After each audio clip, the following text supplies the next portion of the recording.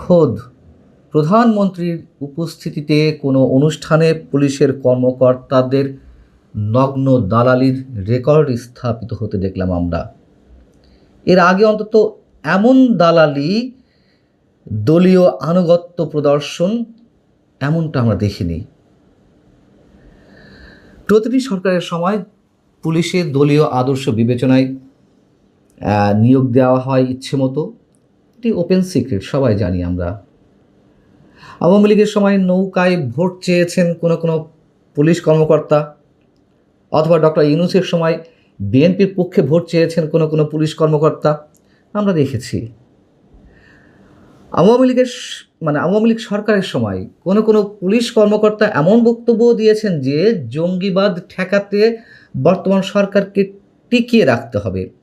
এ ধরনের বক্তব্যের পরপরই আমরা হই হই করে উঠলাম, সমালোচনায় মেতে উঠলাম। কিন্তু প্রধানমন্ত্রীর উপস্থিতিতে নিজেকে জাতীয়তাবাদী পুলিশ হিসেবে যে নগ্ন বক্তব্য দিলেন ঢাকা রেঞ্জের ডিআইজি রেজাউল করিম মল্লিক, এটি আমরা ঠিক কিভাবে বিশ্লেষণ করতে পারি?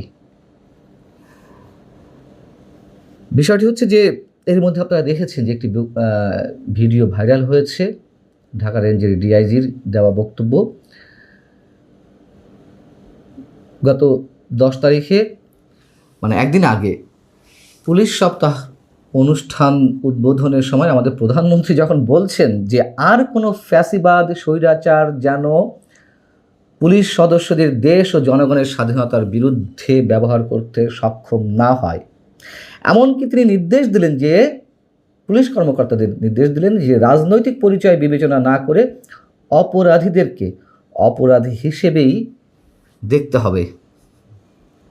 কিন্তু তার আগে এই যে ডিআইজি রেজাউল করিম মল্লিক কি বক্তব্য দিলেন, এবং তার এই বক্তব্যের সময় আমাদের প্রধানমন্ত্রীকে তাকে থামানোর চেষ্টা করেছেন, তাকে ভৎসনা করেছেন। তিনি বললেন, বিগত ফ্যাসিস্ট আমলে, রেজাউল করিম মল্লিক বলছেন, বিগত ফ্যাসিস্ট আমলে দীর্ঘ 18 বছরের চাকরি জীবনে পদবঞ্চনা, বৈষম্য, অপমান ও মানসিক নির্যাতনের শিকার হয়েছি। তবে শত প্রতিকূলতার মধ্যেও জাতীয়তাবাদী আদর্শ থেকে এক চুলও বিচ্যুত হয়নি। কথাগুলো অবশ্যই আমাদের একটু অনুধাবন করা দরকার। একজন পুলিশ সদস্য প্রধানমন্ত্রীর সামনে তার দলের আনুগত্য কতটা নগ্নভাবে ফুটিয়ে তুলতে পারেন, এর চেয়ে তো আর নগ্নতা সম্ভব নয়। একজন সরকারি কর্মকর্তাই শুধু নন, পুলিশের ঊর্ধ্বতর কর্মকর্তা। তিনি সরাসরি বলছেন, তিনি জানাচ্ছেন যে ঢাকা বিশ্ববিদ্যালয়ে অধ্যয়নের সময় তিনি জাতীয়তাবাদী আদর্শের রাজনীতির সঙ্গে জড়িত ছিলেন, অর্থাৎ ছাত্র দল করতেন, এবং তিনি 1998 সালের বিশেষ ক্যাডার হিসেবে চাকরিতে যোগদান করেন। 17 মাসের মাথায় তাকে নাকি চাকরি থেকে অব্যাহতি দেওয়া হয়। ঘটনা সত্য আমরা ধরে নিচ্ছি। এরপর 4.5 বছর পর আদালতে মামলা মোকদ্দমার মাধ্যমে তিনি চাকরি ফিরে পান। এই সময় তাকে নিজের কাছে অসহায় মনে হতো। সাবেক প্রধানমন্ত্রী খালেদা জিয়ার সরাসরি হস্তক্ষেপে তিনি চাকরি ফিরে পান। অর্থাৎ 97-98 সালে তো আওয়ামী লীগ ক্ষমতায় ছিল, 4-4.5 বছর পরে তিনি চাকরি ফিরে পেয়েছেন বিএনপির সময়। রেজাউল করিম মল্লিক তিনি আবার প্রকাশ্যে বলছেন তার শৈশবের স্মৃতি স্মরণ করে যে তিনি যখন 7ম শ্রেণীতে পড়েন তখন মাদারীপুরের শিবচরে শহীদ রাষ্ট্রপতি জিয়াউর রহমানকে ধানের শীষের মালা পরিয়ে দেওয়ার সুযোগ হয়েছিল তার। এবং সবশেষ 1981 সালের 25শে জানুয়ারি কোনো এক অনুষ্ঠানে রাষ্ট্রপতি জিয়াউর রহমানের সঙ্গে তার দেখা হয়েছিল, তার সঙ্গে করমর্দন করেছিলেন, এবং সেই সময় তার মনে হচ্ছিল যে তিনি বিশ্ব জয় করেছেন। হতে পারে, এই অনুভূতিগুলো এক একজনের কাছে এক এক ধরনের মনে হতেই পারে, কিন্তু পুলিশের ঊর্ধ্বতন কর্মকর্তা হিসেবে তিনি খুব প্রধানমন্ত্রীর সামনে এই কথাগুলো বলছেন, আর প্রধানমন্ত্রী তাদেরকে নিরপেক্ষ হিসেবে কাজ করার কথা মনে করিয়ে দিচ্ছেন। এটি হয় কখনো? তিনি বলছিলেন যে ওই সময় তার মনে হচ্ছিল যে তিনি বিশ্ব জয় করেছেন। তারপর রাষ্ট্রপতি জিয়াউর রহমান সাহেব যখন নিহত হন তিনি কান্নায় ভেঙে পড়েন, এটাও হতে পারে, অস্বাভাবিক কিছু নয়। বক্তব্যে এক পর্যায়ে তিনি সাবেক প্রধানমন্ত্রী খালেদা জিয়ার প্রতিও শ্রদ্ধা জ্ঞাপন করেন, এটিও হতে পারে, অস্বাভাবিক কিছু নয়। কিন্তু তিনি বলছেন আবার যে তারেক রহমান দীর্ঘ সংগ্রাম ও ত্যাগের মধ্য দিয়ে জাতীয়তাবাদী শক্তিকে পুনরায় ঐক্যবদ্ধ করেছেন এবং গণতন্ত্র পুনঃপ্রতিষ্ঠার আন্দোলনে নতুন প্রাণ সঞ্চার করেছেন। আমাদের আসলে মন্তব্য করে কোনো লাভ নেই, বরং সরকারের চক্ষুশূলী হয়ে ওঠে।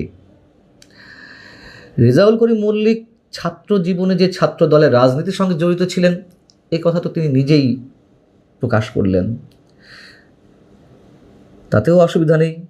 তিনি বিএনপির বিভিন্ন অঙ্গ সংগঠনের পদধারী সক্রিয় সদস্য ছিলেন।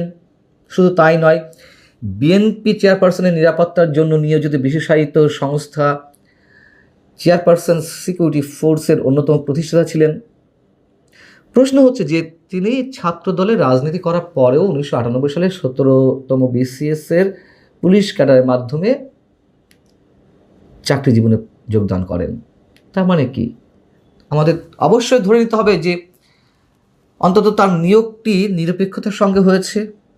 অনেক ধরনের যাচাই বাছাই তো হয়, নিশ্চয়ই জানা গিয়েছিল যে তিনি ছাত্র দলের রাজনীতির সঙ্গে জড়িত ছিলেন, তারপর তার নিয়োগটি হয়েছিল।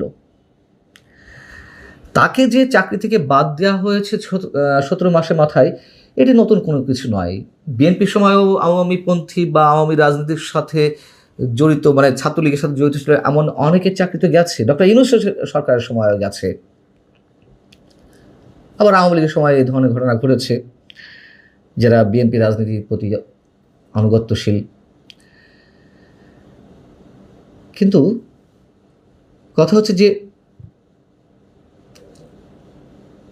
মূল যে বিষয়টি, তারেক রহমান যে মঞ্চে বক্তব্য দিচ্ছেন, যে কথাগুলো বলছেন, এগুলো কি শুধুই কথার কথা? তার মানে কি এই ব্যক্তি দলীয় বিবেচনাতে আসামি ধরবে না? অবশ্যই ধরবে। যারা নিরপরাধ তাদেরকেও ধরতে পারেন।